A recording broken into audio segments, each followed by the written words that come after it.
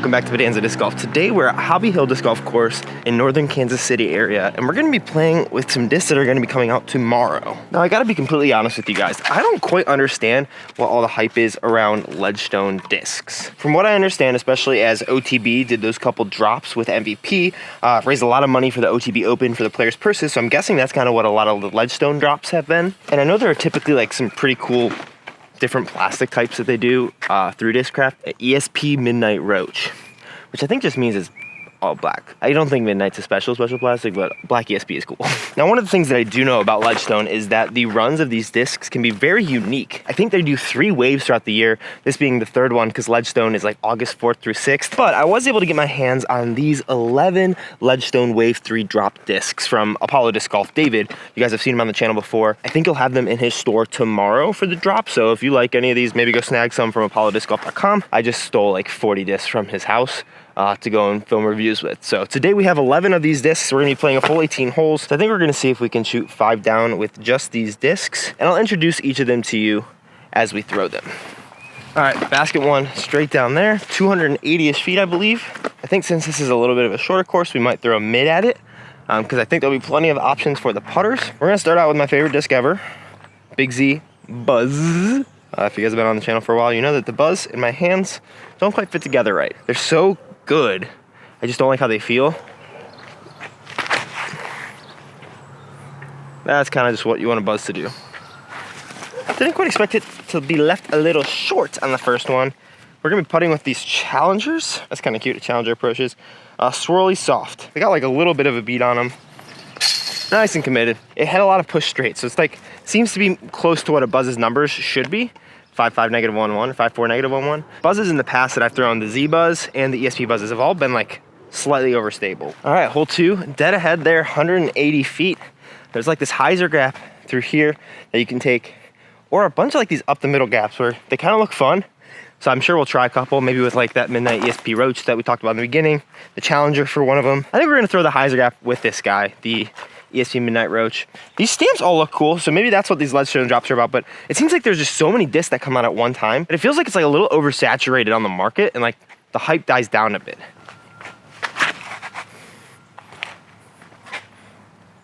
Ooh, just underneath and skipped forever. The left turnover gap with this Chally. Okay, this is such a short hole, and now I'll try this buzz down that right gap. Oh, that's so flippy. Wow, I threw that so soft and it just did not get stable. We're going under that branch.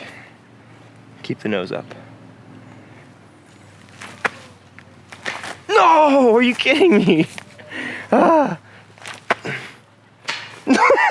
Been thinking a little more about my putting recently because it's been all right, not great, but I've been caging a decent amount of putts, especially as I get more nervous, and I keep thinking like all except for like 2 of my putts, my whole last 3 rounds of my tournaments last week, I only missed 2 putts that were inside of 30 feet. I missed a lot of 30 to 33 footers, so I got to work on those, but I caged a lot of those 30 to 33 footers, and it's like, I'm probably not going to miss the comebacker if I'm only missing 2 20-foot putts in 3 rounds. So, should probably make sure I get them Shanghai. All right, hole 3, 200 feet, straight ahead there. Looks like some forehands. We'll do the sensible thing. Some people call it a mid-range, I call it a putter, mostly to piss people off on the internet, but it's the zone. Just feels like a crystal zone, maybe? Doesn't seem like there's a lot of really cool plastic combos this time. A lot of midnight. Some cool ones, but I don't know, it feels like instead of doing 17 discs per drop, maybe do like 10 discs and make them all spectacular. Okay, so I went inside of my line, and I think if I'd hit my line, I would have gone around that tree and been really good. Oh, dang it.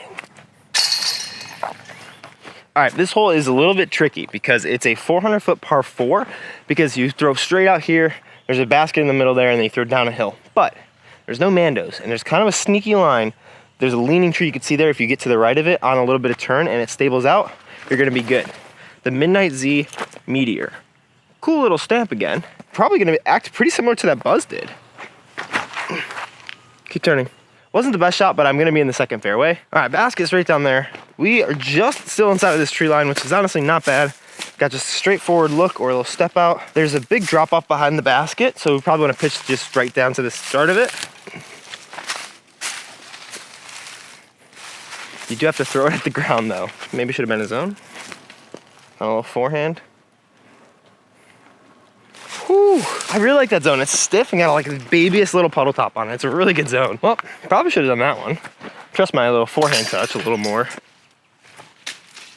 Oh man, didn't leave it low. That was on line. That's supposed to be the easiest birdie in the world, man. Taking that sneaky gap. And it looks like we're still not gonna be getting to the fairways, but we do have an ace run up this hill. If I remember correctly, you really just don't wanna be like short, like long is fine. We've thrown the putters. We're gonna throw the one last mid, which is an interesting mid that I've never thrown before. CT Blend Wasp, and from what I understand, like this is supposed to be like the rock style mid-range, where the buzz is a buzz style mid-range. Like people talk about buzz style and rock style. This is like Discraft's rock style mid-range from what I understand. It's supposed to be slightly stable, but CT Blend like this feels almost like a KC rock or a KC Pro rock. Wow, that is definitely more of a rock than a rock 3. I thought that was supposed to be an overstable mid. Everyone says like the Wasp is the overstable mid. And every time I've thrown a Wasp, it has not been overstable. If I ace the buzz, I'll put buzzes in my bag. I won't throw them, but I'll put them in there just for ornamentation. I think I did it. Oh, just low. These 3 extras, the buzz, the zone, and the chally were all so good. Really trying to work on just like, if it's within 40 feet, just inline it. But I need a lot of practice from that 28 to 40 foot range. All right, I'm realizing how much I was just out here for a good time because I do not remember like most of these holes and how so short they are, because this one's another 180 footer. So we're gonna go zone. What the heck was that? That's called opening up early. That's it. Oh, here's the thing I didn't tell you. I was playing for the sneaky gap plus highlight putt. Get it in the air, you baby. Like I said, it's those like 35 footers. They live rent free in my brain right now. All right, hole 7 here. They call it a par 4. It's 395 feet to basket all the way down there. The creek runs in, but we're gonna also probably whip out the drivers.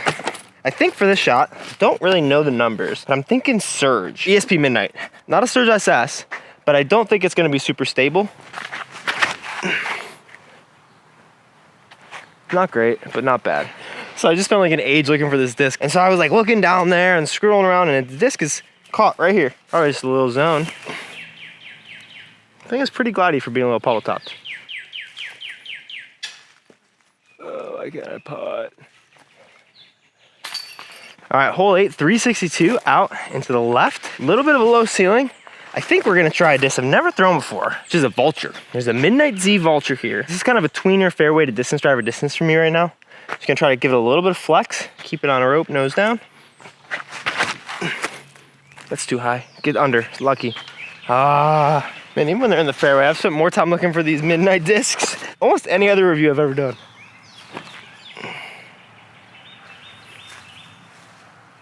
Yup.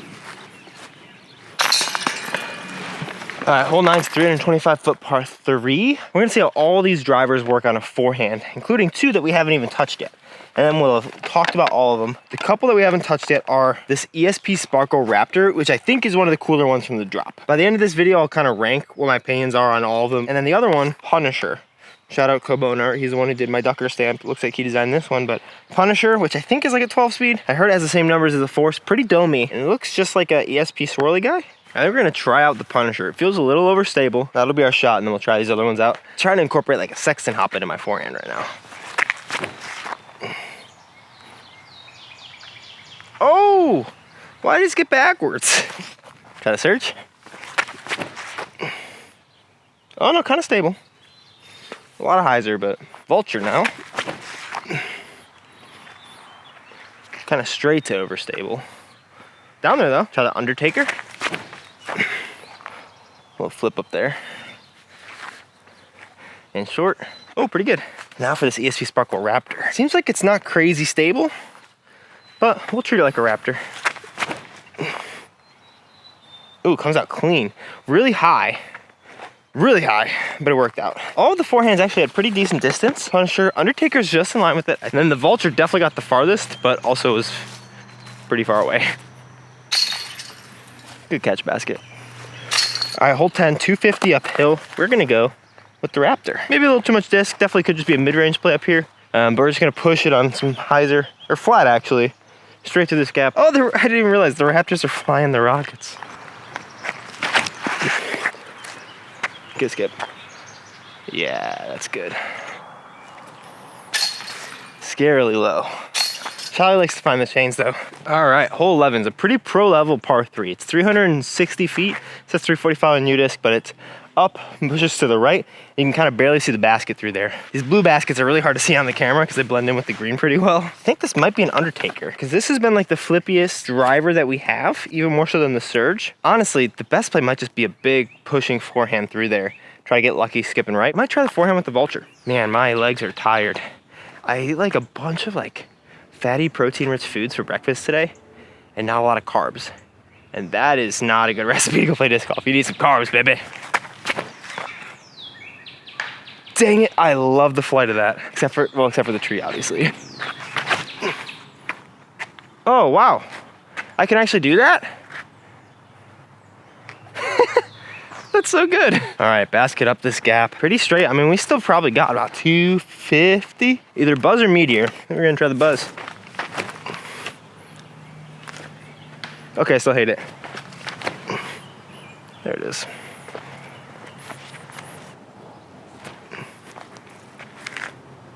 Oh, good run. Hole 12 definitely feels like a musket. It's 150 feet.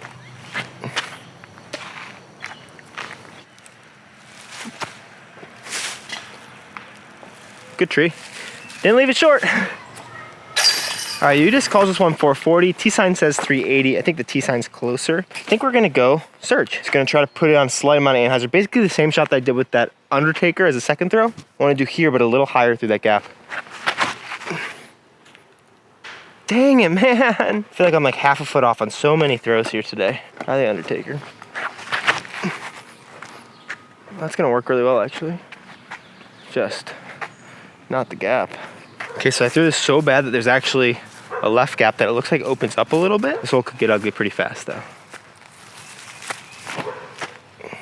Yeah. I heard it nick something, but should be pretty good. Good news, one, Undertaker, again, great shot. What the heck? Second, Raptors parked, so that was a good play. I really like this Undertaker and this Raptor, and I think too, like, there's some of the cooler stamps. All right, to save par from there, I am pretty stoked about. Alrighty, hole 14, 215, up the hill. We're gonna do something a little silly. We're gonna go Punisher, just because I like Kelly, who designed the stamp, and this thing looks sick. Whoa. Okay, maybe it's not as overstable. What? I thought that thing was so much more stable. All right, that thing got quite the kick, because that moved onto another fairway. Don't leave it low. I left it low! No, okay, I didn't. A little bit of overreaction. Oh, guys, just chilling across the fairway. So pretty. All right, got a couple options here. We got this right gap, or this left forehand gap, or we got the deer gap, apparently. Just munching. Wow, that's so cool. Here we go, now we're like Simon. Not in the way that we throw the disc, but in the fact that we do a little nature appreciation moment. A little short, so I might go Wasp.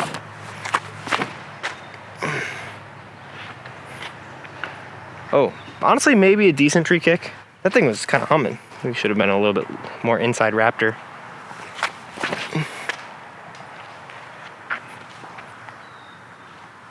Yeah, all right, can confirm that was a bad tree. Oh man, that was actually gonna be on a really good line. What did I say about leaving it low? Man, that thing is some push to the left on that forehand. Should have gone with the gut or parked with the Raptor. All right, hole 16, we're running out of opportunities. Playing the long position, so it's 365 up and to the left. Probably want something that pushes a little more on hyzer. We might, no, we've been throwing the Undertaker well. Don't second guess it. Get there. I think it's gonna be a little short. Raptor and I have been liking each other recently. Yeah, we do. Man, that might be my favorite of the bunch. I really like that Raptor. Tricky little hole, I really like it. It's the right height. All right, 2 holes left and we need 2 more birdies to get the 5 down. Either way though, it's been a fun round kind of learning some of these discs. I don't throw a lot of Discraft and they have a lot of like odd molds in general that you don't really hear a lot of people throwing. And some of those wind up in these little Ledgestone runs, like the Surge. I don't know who throws a Surge. I've heard a lot of Surge SS because like Alexis Manduhano. Punisher, I don't know. Regular Chally, who knows? I think we are gonna go the Chally down this straight gap. sit down. It went straight. All right, somehow I found it, even though it is almost the same color as the grass. Nice par. Thought that was a bug, it was just be some mulch. What's wrong with me? So I'll rank these discs. I have mixed feelings about whether or not I feel like these Ledgestone drops are underrated, but starting at the bottom, I think we're gonna have to go Challenger. I did not like it very much. It's a good thrower. It's just so soft, and I'm not a big soft guy. Punisher, I think is like, feels too slow for like the speed rim it is, and doesn't feel as overstable as you want. So Punisher next, even though the stamp is sick, shout out Kelly. I think 3 is gonna be a tie between the Surge and the Wasp, because I kept thinking the Surge would be more like a Surge SS, which I would really like nice hyzer flippy, turn a little bit. Then the Wasp, I think, is just, I thought it'd be way more stable than understable. I think the next is just a couple way tie between a couple discs. Like, I mean, you were fine, but I didn't really throw them too much. And also the Midnight ones, I just couldn't get along as much with, just because you can't find them. They're hard to find. All kind of at the next level, which is gonna surprise a lot of you, because in my top 4, I think the 4th has to be Buzz. I can't put it higher than 4. But I did like this disc. Still don't like how it feels very much. We're never gonna talk about the Buzz being decent after this video, okay? This is the end of it. All you people who love the Buzz, this is all you get from me. It's really hard. Honestly, these 3 just might tie for the top. Raptor, so good. Undertaker, super cool and good. And then the Zone is a really good zone. If I had to rank them, I think I would put, honestly, the Zone isn't as overstable as I wanted. I think I'd go Raptor, Zone, Undertaker. That's my 3. Surprise to me, too. All right, our hole 18 is up there, tucked into the right. Could be a forehand, could just be a backhand. Little flexor, maybe with the Undertaker. It's only like 350. No, oh, no. I thought that was so good. Shows you how much I know. How the Vulture. Yeah, Vulture's fine. Dang, man. OB in the creek, dude. Here, we'll try the Roach out. Really good. All right, great little upshot with the Roach. Save bogey, I guess. At least we made that. That was a lazy putt. I gotta go get some carbs in my system, baby. Where'd the Vulture go? Oh, really good. Just outside the circle.